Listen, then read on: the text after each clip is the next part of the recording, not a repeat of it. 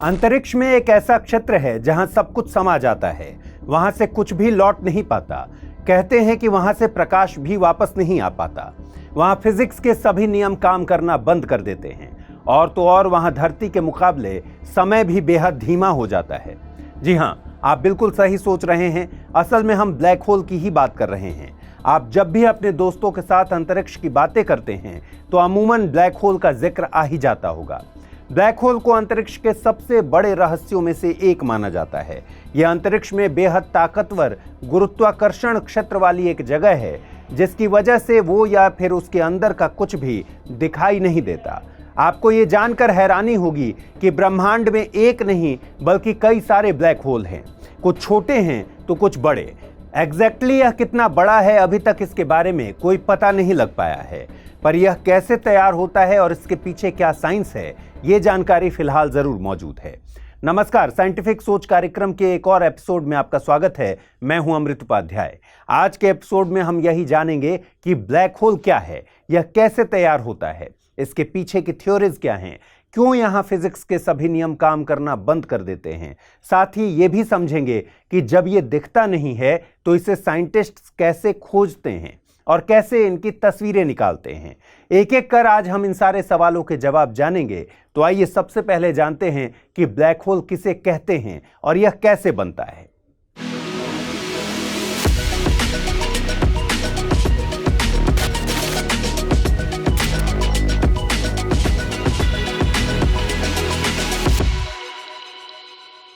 दरअसल black hole एक अदृश्य चीज है।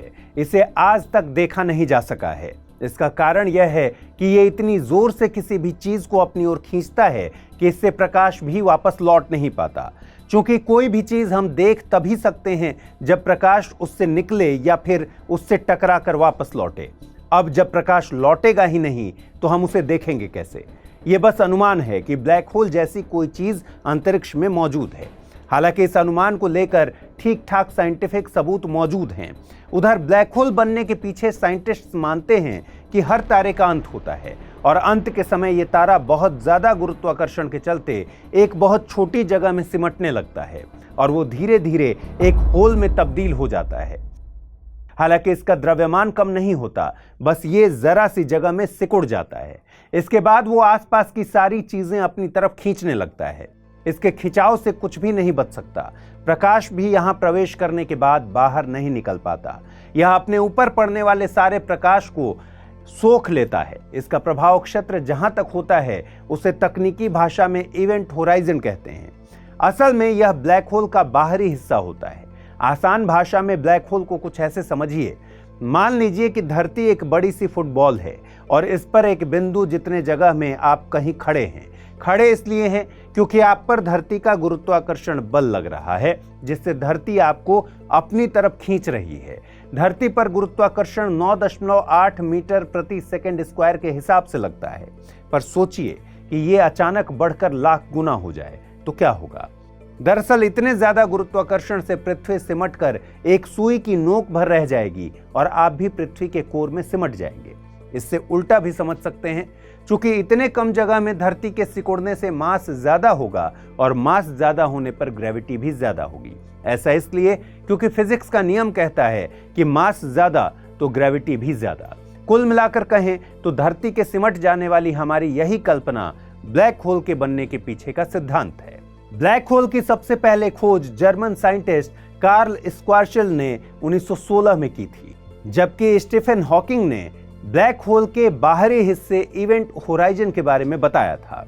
सिग्नस X1 पहला ज्ञात ब्लैक होल था, जिसे 1971 में कई साइंटिस्ट द्वारा पहचाना गया।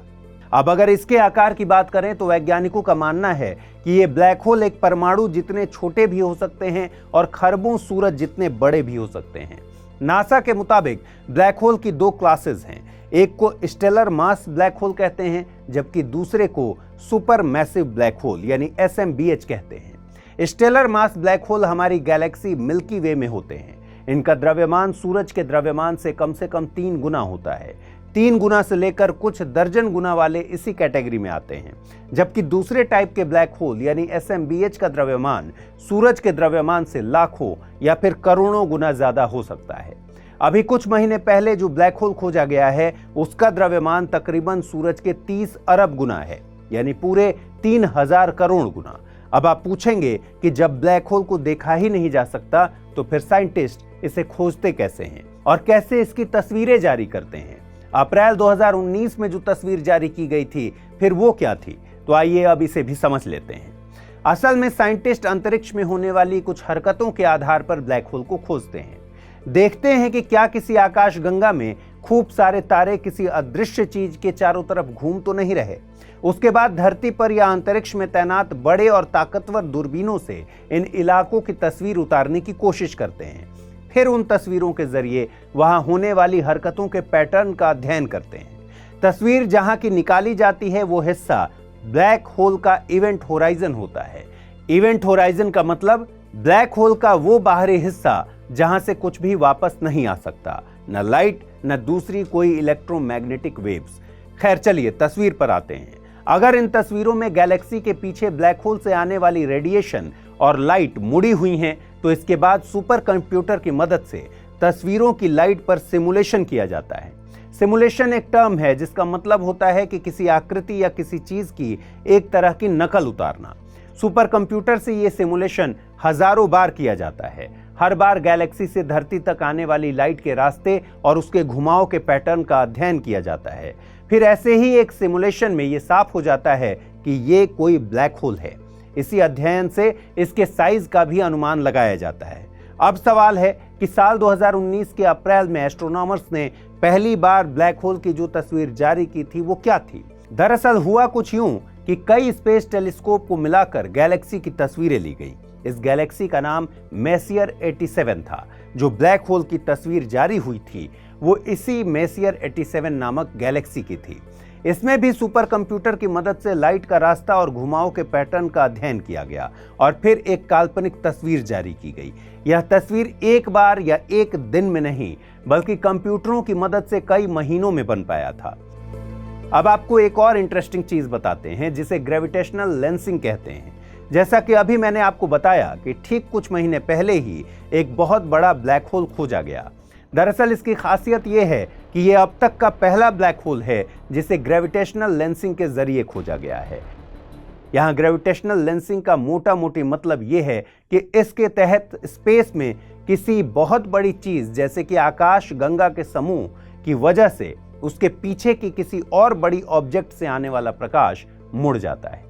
ठीक वैसे जैसे कि एक लेंस द्वारा प्रकाश मुड़ जाता है, फिर इससे पीछे वाली चीज की दो इमेजेस दिखाई पड़ती हैं, वो भी असली ऑब्जेक्ट से बड़ी। ऐसे में प्रकाश को मोड़ने वाले पिंड को ग्रेविटेशनल लेंस कहा जाता है और इस थ्योरी को ग्रेविटेशनल लेंसिंग की भविष्यवाणी पहली बार 1915 में अल्बर्ट आइंस्टीन ने की थी।